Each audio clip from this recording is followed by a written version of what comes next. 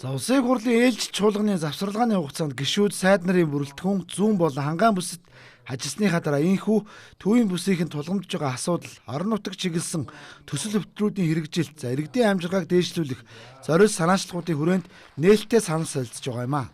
За улсын хурлын дарга Алтан булаг сумын иргэдтэй хийсэн уулзалтаараа өөрийн дэвшүүлсэн чөлөөлийн санаачлагыг иж бүрэн хэрэгжүүлэх за эрх чөлөөний 4 зам за 4 чөлөөлөлт илтгэлээ танилцуулсан. За түүнчлэн малчтын орлогыг төрөлжүүлж, малын гаралтай түүхэн эдийн үн цэнийг өсгөх, за хөдөө аж ахуйн салбарын өгөөжийг төрөлжүүлэх зорилгоор Евразийн эдийн засгийн холбооны гишүүн орнуудтай төр худалдааны хэлэлцээр байгуулсан тухай улсын хурлын дарга танилцууллаа. Сая би Оросын холбооны улсад ажиллах үеэр энэ Евразийн орнуудаа энэ хэлэлцээрийг яаж хэрэгжүүлэх вэ гэдэг талаар олон яриа хэлцлийг хийлээ. Энэ хэлэлцээрд 369 бүтээгдэхүүнийг тарифыг нь теглээд гадагшаа экспортлох болцоог олгосон. Махан бүтээгдэхүүнхэд 29 төрлийн бараа татваргүй. Арьс ширэн бүтээгдэхүүнхэд 60 төрлийн бараа татваргүй. Ноос ноолуурын бүтээгдэхүүнхэд 204 төрлийн бараа татваргүй. Хөдөө аж ахуйн бус бүтээгдэхүүнгээд 65 төрлийн бараа татваргүй гэж. Нэгэсэндээ бол одоо махан бүтээгдэхүүн дээр гэхэд Евразийн энэ 5 улсын зах зээл дээр 706 сая долларын импортоор авдаг ийм том зах зээл дээр бид нэр 5.8 сая долларын экспорт хийж чадж байгаа. Тэгэхээр ийм том зах зээл байна. Тэгэхээр ийм гэрээ хийсэн 3 жил.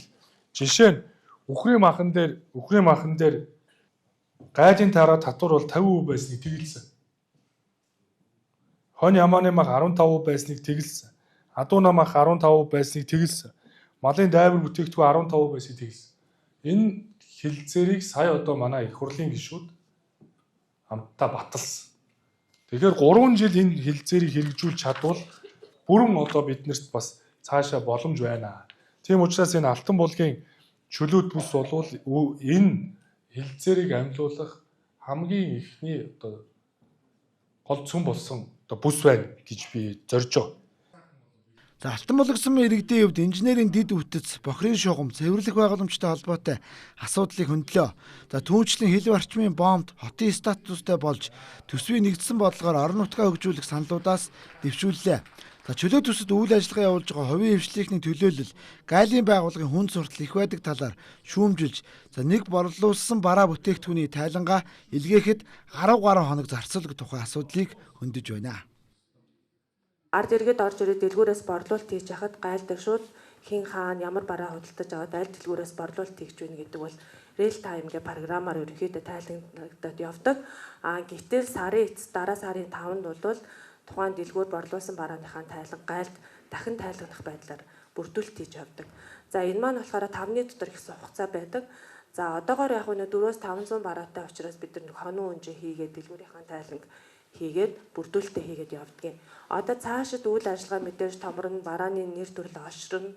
Үүнтэй холбоотой энэ тайланг дахиад цааш нь үргэлжлүүлээ хийгээд явах боломж олтон хомс байдаг. Таны түрүүчийн ярьсан тэр Евразийн эдийн засгийн холбоотойгоо болсон 3 жилийн түргээрээ яг энэ одоо хөдөө аж ахуйн эдийн засгийн өсөлтөн дээр улам баттгаж 3 жилийн дараа эзлэх хувийн одоо 60-70% дээр аваачиж юм 2 хөлтөй шахууддаггүй энэ солон бурсан эдийн засаг дээр аваачиж гэж би одоо иргэнийхээ хувьд бол их хүсэж байна. За энэхүү иргэд санал бодлоо нээлттэй илэрхийлж улсын их хурлын даргаас гадна за төвийн бүсээ сонгогдсон улсын их хурл засгийн газрын гишүүд иргэдийн асуултанд хариуллаа. За уулзалтанд улсын их хурлын гишүүн Тэргүүн Шадар сайд өгөөд эдийн засгийн хөгжлийн сайд энх хоёр, сангийн сайд Жавхлан, соёл спорт, аялал жуулчлал залуучуудын сайд Ундрам, за улсын их хурлын гишүүн Батчаргал, Батбаяр, Туваан, Лүндэг нар оролцлоо.